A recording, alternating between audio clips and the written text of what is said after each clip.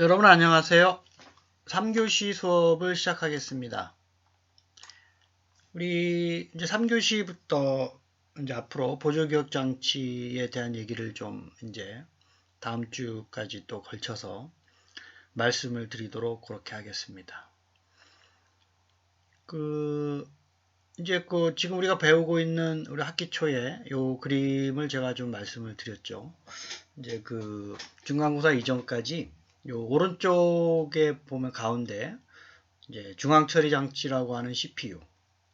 요게 지금 이제 왼쪽에 보면 이렇게 고리 모양으로 나와 있는 거 있죠. 이렇게 하드 카바로 덮어져 있는데 이걸 이렇게 눌러서 빼면 요 안에 이제 중앙처리 장치를 이제 볼 수가 있습니다. 그래서 이제 중앙처리 장치가 가장 중요하다라고 말씀을 드렸죠. 사람으로 치면 이제 뇌에 해당되는 부분이기 때문에 워낙 중요해서 이렇게 이제 하드 카바를 또 씌운 거고.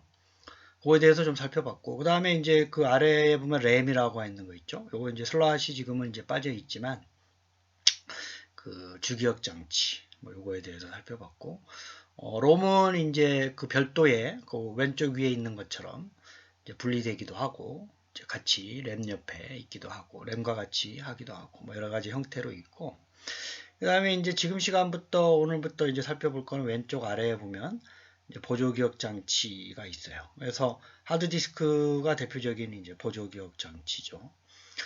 그래서 저희들이 이제 아시다시피 여러분들이 메인 메모리 주기억 장치의 용량을 이제 제한적이어서 용량이 우리가 보통 이제 사용자들이 데이터들 주로 이제 램에다가 저장할 수 없기 때문에 램은 이제 휘발성이라고 그랬죠. 그래서 전원을 꺼버리면 사라지기 때문에 그런 용도로 이제 보조기억 장치를 사용자 데이터를 저장하는 그런 용도로 이제 기본적으로 이제 쓰는 거고 이제 가상기억 장치라는 말씀을 제가 드렸죠. 그래서 램에 있는 용량이 이제 한계점에 다다르면 하드디스크의 일부의 용량을 마치 주기억 장치인 것처럼 쓸 수가 있어요. 이제 그거에 이제 가상기억 장치라고 하죠. 사용자 프로그램이 많아지거나 해야 될 일이 많으면 이렇게 가상기억 장치의 역할을 또 제공해 주기도 합니다. 그 다음에 이제 그게 이제 내장형이라고 볼 수가 있는 거고요. 이제 그 외에도 이제 많죠. 여러분들이 이제 대표적으로 USB라든지 플래시 메모리, 그 다음에 CD-ROM, DVD, 요런 이제 블루레이드 CD-ROM, 그 다음에 이제 블루레이 CD, 그 다음에 이제 여러 가지 외장형 SSD 메모리라든지 뭐 이런 것들이 다 이제 기존에 이제 자기 드럼, 자기 테이프, 뭐 자기 디스크까지 이런 것도 다 이제 해당이 됩니다. 이제 그러한 보조기억 장치의 종류를 좀 살펴보고, 그 다음에 이제 자기 디스크가 어떻게 또 이제 구동을 하는지, 자기 테이프는 또 무엇인지, 그 구조를 또 좀 살펴보고, 이제 그렇게 이제 이해를 하도록 그렇게 하겠습니다. 이제 앞으로는 이제 요 위에 이제 기타 입출력 장치, 그 다음에 인터럽트, 이러한 내용을 좀 살펴볼 거고, 그 다음에 이제 요즘 이제 고성능 컴퓨터, 제가 지난주 중간고사 전에도 낸드 플러시와 이제 GPU, TPU, 그 다음에 이제 뭐 지능형 반도체, 뭐 이런 얘기도 말씀드렸죠. 이제 그거에 대한 얘기를 이제 하면 이제 컴퓨터 구조에 대한 내용은 전반적으로 다 말씀을 드리는 그런 게 되겠습니다. 이제 보조 저장 장치의 대표적인 세 가지가 자기 테이프, 그다음에 자기 디스크, 광 디스크, 그다음에 하드 디스크가 이제 자기 디스크에 해당이 되는데, 우리가 이제 시험 문제에도 냈지만 오른쪽 위에 있는 그림을 절대로 잊어버리면 안 된다 그랬죠. CPU 안에 있는 레지스타, 주기억 장치 사이에 있는 캐시 메모리, 그다음에 주기억 장치, 램, 그 다음에 이제 D램이 되겠죠. 캐시 메모리는 S램이라고 그랬고, 보조기억 장치. 이러한 그림을 좀 이해를 하면 오래 기억을 하기가 쉬워요. 그래서, 위로 갈수록 속도는 빠르고, 저장 용량은 적지만 속도는 빠르고 가격이 비싸다. 아래로 갈수록 많이 저장할 수 있지만 속도가 느려서 가격이 싸다. 그래서 이제 대표적인 유형이 이제 초창기에 이제 다양한 보조 기억 장치들이 있어 왔는데, 그게 이제 자기 드럼, 그 다음에 자기 테이프, 그다음에 현재 자기 디스크, 그 다음에 이제 광 디스크까지.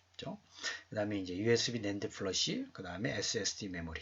아래쪽에 있는 그림이 하드 디스크, 여러분들이 이제 지금 예전에 많이 봤죠. DVD, CD, 그 다음에 이제 플래시 메모리, 그 다음에 SSD, 그 다음에 낸드 플래시 메모리. 뭐 이런 식으로 계속 보조 저장 장치도 크기가 작아지면서 용량을 많이 저장할 수 있는 이러한 기술이 계속 발달을 하면서 이제 또 진화하고 있다. 뭐 이렇게 생각을 하시면 되겠습니다.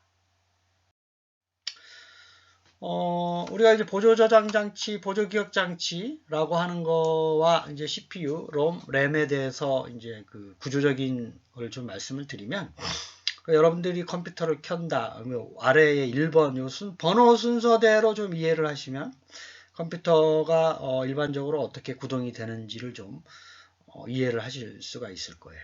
그래서 컴퓨터를 여러분들이 전원을 켜면 롬에 이제 여러분들이 컴퓨터를 쓰기까지의 운영 체제, 안에 있는 커널, 뭐 기본적인 유틸리티 프로그램을 구동하기 위해서 롬에 있는 운영 체제를 구동을 하고, 그 다음부터는 이제 CPU가 주도적인 역할을 하죠. 그래서 그 위에 이제 2번에 보면 보조기억 장치, 이제 그 보조기억 장치를 열어보면 오른쪽에 있는 그림처럼 이렇게 돼 있어요. 구조가 돼 있어요. 그죠? 암 같은 것도 이제 쭉 나와 있죠. 안에 동그란 게 이제 자기 디스크고, 이제 보조기억 장치가 윙 하고 돌아가면서 안에 있는 그 동그란 게 회전이 되면서 원하는 데이터를 찾고, 이제 그 다음에 그걸 읽고 회전하면서, 이제 이거는 이제 우리가 이제 그 4교시 때 구체적으로 이제 그 동작 원리를 살펴볼 텐데, 그래서 얘에 있는 여러분들이 데이터를 가져와요. 적재한다는 얘기가 이제 로드라고 말씀을 드렸죠. 세이브가 아니라 로드 가져오고, 그다음에 CPU에서 이제 그 램에 있는 거, 이제 램부터 CPU 사이의 관계를 여태까지 살펴본 거예요. 3과 4에서. 3과 4의 동작에 대해서 상당히 많은 시간 동안 여러분들이 할애를 하신 거죠. 사실은 요거를 이해하기 위해서. 근데 이제부터는 좀 외연을 좀 확장을 하기 위해서 보조기억 장치로 이제 넘어간 거고, 그래서 보조기억 장치에 있는 데이터들을 가져와서, 그러니까 여러분들이 C 프로그램이나 파이썬 프로그램을 여기 저장되어 있는 거 자바를 가져와서 램에서 이제 갖다 놓고, 그다음에 CPU에서 우리가 CPU 중앙 처리 장치에서 우리가 배웠었던 기능들 있죠. PC에서 MAR, 램에 갔다가 MBR, IR 갔다가 계산한 거 ALU 계산하고 AC에다 저장하고, 뭐 이런 역할들을 제어 장치 안에서 역할을 이제 기능적인 역할을 하면서 왔다 갔다 하고 처리하고, 그다음에 그 실행 파일을 저장 버튼을 여러분들이 누르면 5번의 과정을 거쳐서 세이브를 이제 하게 돼요. 어디에 저장이 된다고요? 보조 기억 장치에 저장이 되죠. 그 램에는 절대로 저장이 되지 않죠. 왜냐? 랜덤 액세스 메모리라는 게 D램은 휘발성이에요. 휘발성. 그러니까 얘는 어떤 프로그램의 구동을 위해서 기능적인 역할을 빨리빨리 하고, 그 다음에 사용자가 데이터가 저장하는 순간 여기에 적재를 안 하고 저장을 안 하고 바로 보조 기억 장치에 넘겨줘요. 그래서 여러분들이 컴퓨터를 전원을 껐다가 다시 틀면 얘가 램에 있는 게 아니라 보조 기억 장치에 저장이 되어 있는 놈을 exe 파일을 다시 가져와서 램에서 다시 수행하고, 저장하지 않으면 이제 그 상태로 있고, 저장 버튼을 누르면 다시 새로운 데이터가 보조 기억 장치에 저장을 하는 거예요. 그렇죠? 그래서 지금까지 그 3번과 4번에 대한 기능적인 역할이 어떻게 되는가를 오랜 시간 동안 살펴본 거고, 그 다음에 이제 사실 2번과 5번도 기능적인 역할이 이제 버스를 통해서, 시스템 버스를 통해서 왔다 갔다 하기 때문에 그거는 이제 버스에서 얘기를 할 거고, 그 다음에 이제 보조기억 장치의 이제 그 구조라 기능적인 거를, 중요한 거를 좀 살펴보도록 하겠습니다. 그래서 다시 한번 말씀드리지만 요 1, 2, 3, 4, 5 요 순서를 좀 이제 기억하기를 좀 당부를 드릴게요. 다시 한번 말씀드리면, 컴퓨터 전원을 켜면 롬에 있는 거를 이제 가져와서 운영체제를 이제 구동을 시키고, 그 다음에 보조기억장치에 있는 거 가져와서 램과 CPU 사이에 왔다 갔다 버스로, 내부 버스로 왔다 갔다 하면서 하고, 그 다음에 저장 버튼을 누르면 이제 보조기억장치로 간다. 사용자가 저장 버튼을 누르지 않으면 램이 휘발성이기 때문에 사라진다. 뭐 이런 거를 전반적으로 이해를 하시면 되겠습니다. 자, 우리가 처음에 이제 그 기억장치를 분류를 할 때 다양한 분류 방법을 이제 말씀을 드렸죠. 뭐 휘발성이냐 아니냐. 그다음에 이제 여기 있는 것처럼 뭐 접근 방법에 따라서 두 가지로 이제 나눌 수가 있어요. 그래서 주로 보조 저장 장치, 보조 기억 장치는 우리가 사용자 프로그램이나 사용자 데이터를 영구적으로, 그러니까 이제 컴퓨터가 폐기되지 않는 한, 영구적으로 저장되는 대용량의 저장 장치다. 그래서 램과 롬과 뭐 SRAM과 DRAM과는 좀 다른 역할을 하는 그런 거다. 이렇게 이해를 하시면 되겠고, 그래서 그 보조 저장 장치를 구분하는 여러 가지 방법들 중에 가장 그 처음에 시도하는 거의 분류 방법이 순차 접근 기억 장치냐 아니면 직접 접근 기억 장치냐, 이 두 가지 중에 하나로 구분을 합니다. 순차 접근이라고 하는 건 밑에 있는 것처럼 영어로 Sequential Access Storage Device라고 하는 거예요. 이게 Sequential이라고 하는 건 순서적인 거죠. 순서적인 거. Access는 접근하는 거고, Storage는 저장하는 거고, 디바이스는 뭐 그 기계, 기구 뭐 이런 얘기니까. 그 마그네틱 테이프가 대표적으로 아래에 있는 것처럼 생겼는데요. 두루마리 식으로 이렇게 해가지고 이걸 벗기면 이제 테이프가 쫙 이제 이렇게 그 나오는 뭐 이런 형태인데, 요게 이제 그 순차 접근 방법이에요. 그래서 순차 접근이라는 거는 뭐냐면 이 안에 있는 데이터들이, 자료들이 그 주소로 기억되는 게 아니라 원하는 자료를 이제 찾기 위해서 처음부터 쭉 찾아가는 방법이에요. 그죠? 원하는 데이터가 이제 A라는 게 있으면 A냐 물어보고, 아니면 계속 A냐 1 때까지 찾아서 그때부터 읽기 시작하는 뭐 이런 방법이에요. 그래서 순차적으로, 순서적으로 접근한다. 뭐 이런 걸로 이해를 하시면 되고, 그게 대표적으로 SASD 방법이 뭐냐 하면 순차 접근 방법이 자기 테이프예요. 마그네틱 테이프. 그 다음에 이제 그 직접 접근 방법은 정보가 어디에 있든지 간에 이미 주소를 가지고 접근해서 정보를 찾는 방법이에요. 이게 자기 디스크와 광 디스크죠. 그래서 하드 디스크가 이제 대표적인 직접 접근 방법이고, 암을 가지고 실린더에 접근해서 트랙을 찾아내는 방법이 자기 디스크고, 그 이제 요즘 쓰고 있는 옵티컬 디스크도 이제 직접 접근 이제 그 기억 장치, 주소를 가지고. 그래서 순차 접근은 주소가 없어요. 순서대로 찾아가서 하는 방법이기 때문에 순차 접근 방법은 이제 주소로 찾는 방법이 아니고 일일이 순서적으로, 그러니까 오래 걸리죠. 맨 뒤에 있는 데이터를 이제 극단적으로 맨 마지막에 있는 그 트랙에 있는 데이터를 찾으려 그러면 처음부터 가야 되니까, 직접 접근 방법은 주소로 이제 가서 찾기 때문에 아무래도 이제 순차 접근 방법보다 이제 찾는 속도가 빨리 이제 이루어집니다.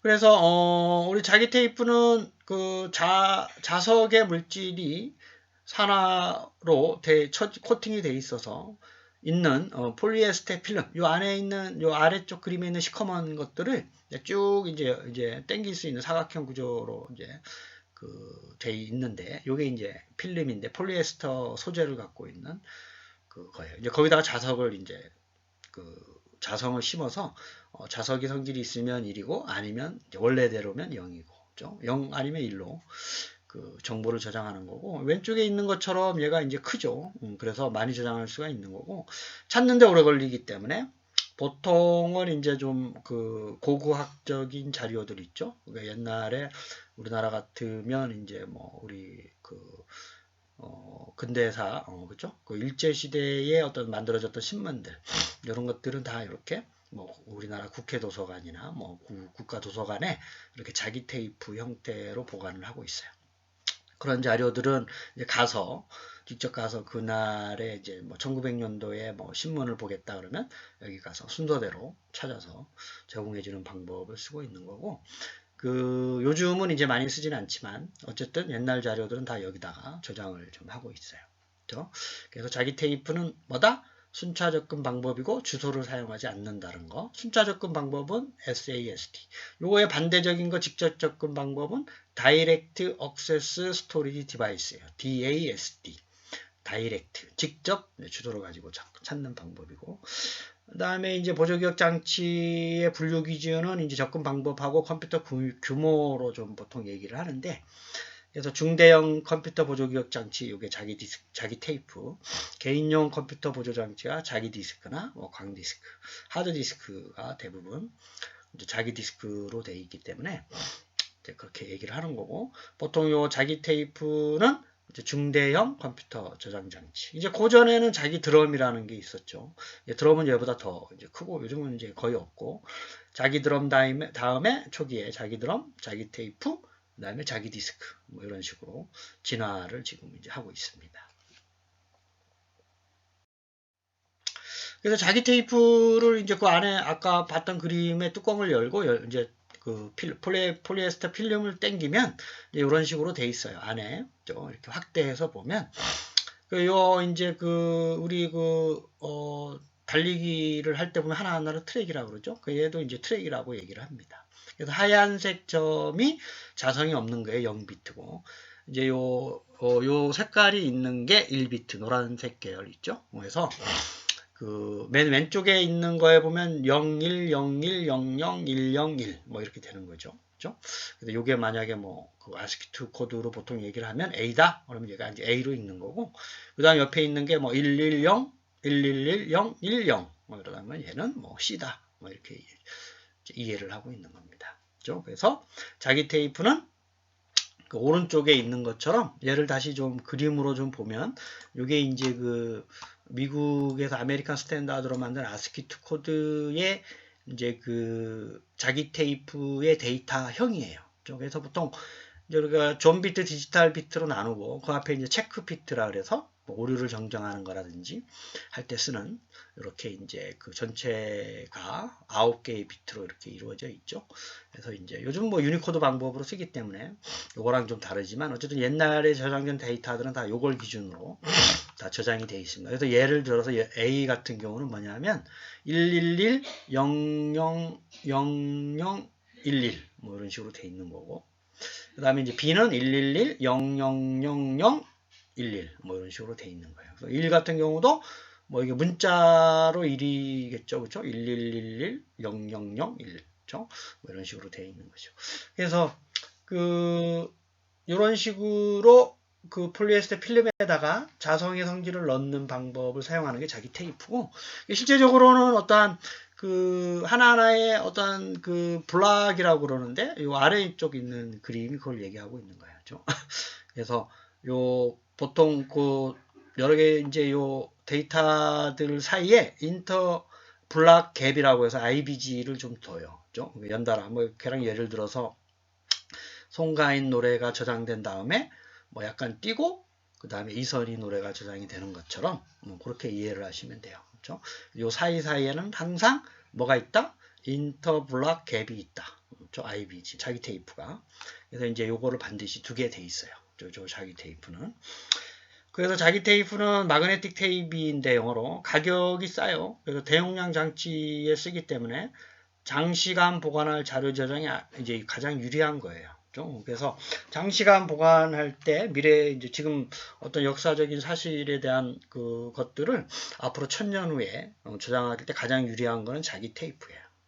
장시간 보관할 때 가장 데이터 손실이 없이 저장을 할 수가 있어요. 그래서 지금도 어떠한 역사적인 자료를 이제 더 이상 이제 데이터베이스에 존재할 이유가 없을 때 다른 어떤 도서관 같은데 테이프로 저장을 해놓고, 그러면 이제 DB에 있는 데이터를 이제 지워버려도 그거를 이제 옮겨서 자기 테이프에 옮겨서 장시간 보관할 때 주로 쓰는 방법이 자기 테이프 방법이다.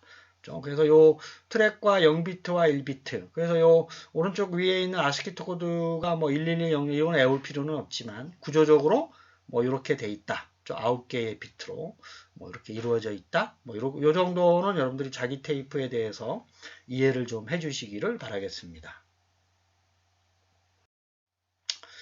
자, 우리 3교시에서 보통 이제 자주 나오는 문제를 좀 풀어볼게요. 보조 기억 장치로 적합하지 않은 것은 부적합한 것은. 그래서 자기 디스크, DVD, 자기 테이프가 대표적인 보조 저장 장치, 보조 기억 장치이죠. SD램, SRAM은 이제 캐시 메모리, D램은 우리가 주기억 장치에 많이 쓰인다 그랬죠. 그래서 4번이 이제 보조 기억 장치가 아니에요. 얘는 이제 주기억 장치로 많이 씁니다. 그래서 캐시 메모리가 대표적으로 SRAM 방법이고 우리가 주기억 장치가 램인데 그게 다이나믹 램이다. 그래서 이제 주기적인 충전을 해야 돼요. 그래서 이제 다이나믹이라고 그런 거고 스타틱이라는 건 그런 거 필요 없이 충전 안 해도 쓸 수 있는 뭐 그러한 거를 이제 구분을 할 때 또 사용하는 방법이고 그 다음에 이제 휘발성이라는 게 중요하죠. 램이라고 하는 건. 그래서 아까도 말씀드렸지만 보조 기억 장치 있는 걸 가져와서 어떠한 기능을 수행할 때까지만 거기에 상주하고 있는 거고 역할이 이제 할 일을 다 했으면 좀 지워져 버리죠. 컴퓨터 전원이 꺼지면. 그래서 사용자가 반드시 저장을 해야 된다. 그래서 여러분들이 항상 뭐 사용자 뭐 한글이라도 좋고 파워포인트라도 저장하지 않으면 사라져 버리죠. 그래서 항상 저장을 해야 된다는 이유가 이제 그런 이유가 여기에 있는 걸로 이해를 하실 수도 있겠어요. 자, 두 번째 문제를 한번 볼까요? 두 번째는 보조 기억 장치에 대한 설명으로 옳은 것은, 옳지 않은 것은이 아니라 옳은 것은이에요. 그래서 1번을 보면 자기 테이프, 마그네틱 테이프는 주소의 개념을 사용하지 않죠. 그리고 SASD다라고 하는 게 아래에 보면 Sequential Access Storage Device예요. 순차 접근. 1번이 정답이죠. 그래서 순차 접근이다. 그래서 자기 테이프는 뭐 보조기억 장치의 대표적인 보조기억 장치인데 주소의 개념을 사용하지 않는 대표적인 순차적 접근 방법을 사용하는 보조 저장 장치이다. 이렇게 이해를 하시면 되겠습니다. 그 다음에 2번은 이제 우리가 4교시 때 말씀을 다시 드릴 텐데 우리가 하드디스크의 자기 디스크는 디스크를 접근하는 데 걸리는 시간은 탐색, 그 다음에 회전 시간이 들어가고 그 다음에 전송 시간까지 포함이 돼야 돼요. 그래서 요 구조적인 거는 이제 4교시 때 다시 말씀을 드리면 이해를 하실 텐데 요 얘기를 암이 가서 디스크를 회전을 이제 시키고 탐색을 하고 그 다음에 원하는 데이터를 찾아서 램에다가 보내는 전송하는 뭐 요 시간까지가 디스크에 접근하는 시간. 램에 보내기 전에 하드디스크에 가져오는 것까지죠. 그렇죠? 그래서 탐색과 회전과 전송 시간의 합으로 나타낸다. 이렇게 돼야 되는 게 맞는 거고. 세 번째는 보면 왜 이제 잘못됐냐 하면 자기 드럼의 기억 용량은 자기 디스크보다 크다? 이건 아니에요. 그렇죠? 자기 드럼이 초창기 때 좀 썼는데 완전 자석. 그래서 이제 자기 드럼 다음에 자기 테이프가 나왔고 그다음에 이제 자기 디스크죠. 그렇죠? 그래서 최근에 이제 나온 자기 디스크가 사실은 이제 뭐 자기 테이프가 대용량에 구조적으로 보면 많이 실리긴 하는데 그걸 이제 자기 디스크를 크게 만들면 이제 되는 거고 어쨌든 자기 드럼은 자기 디스크보다 용량이 크진 않아요. 이게 잘못된 표현이고 자기 테이프는 랜덤 액세스가 가능하지 않죠. 랜덤 액세스라는 게 랜덤하게 접근하는 거이기 때문에 램을 해당하는 거고 일단 이제 자기 테이프나 자기 디스크나 다 순차 접근 아니면 직접 접근 방법을 써요. 그렇죠? 랜덤 접근 방법은 아니에요. 보조기억 장치는. 보조기억 장치는 순차적 접근 방법과 직접 접근 방법 두 가지 중에 하나이다라는 걸 여러분들이 절대로 잊어버리시면 안 돼요. 그래서 대표적으로 순차 접근 방법을 쓰는 게 마그네틱 테이프 방법이고 직접 접근 방법을 쓰는 게 자기 디스크 방법이다. 뭐 이렇게 좀 이해를 하시면 되고 그 다음에 이제 주기억 장치에서 얘기하고 있는 주기억 장치에서 보통 접근 방법을 쓰는 건 순차 접근과 직접 접근 방법이 아니고 뭐다? 랜덤 액세스. 그렇죠? 그러니까 랜덤하게 액세스하는 거예요. 그렇죠? 그래서 다음에 이제 자료를 이제 원하는 자료를 찾아올 때는 주소를 가지고 찾아오는데 저장할 때 랜덤하게 액세스를 하죠. 그래서 그 램이라고 하는 게 랜덤 액세스 메모리라고 하는 거예요. 랜덤 액세스 메모리. 램 하고 있는 말의 약자가 랜덤 액세스 메모리고, 앞에 D램이라고 붙이는 게 다이나믹이라고, 다이나믹하다라고 하는 건 충전을 좀 필요로 한다라는 얘기죠. 그 다음에 스타틱하다라고 하는 게 캐시 메모리인데, 이제 그 D램과는 다르게 그 충전이 필요 없고, 하지만 얘가 속도는 빠르고 용량은 작지만 그 D램보다, 그래서 캐시 메모리에 많이 쓰고, 레지스터 같은 경우도 이제 그런 계열로 좀 많이 쓰고, 그 다음에 이제 또 다른 랜드 플래시 메모리 같은 경우도 다 이제 그 랜덤 액세스 방법으로 쓰고, 이제 그 안에 있는 그 데이터를 찾을 때, 이제 저장할 때는 그렇게 하고, 찾을 때는 그 안에 있는 주소를 가지고 또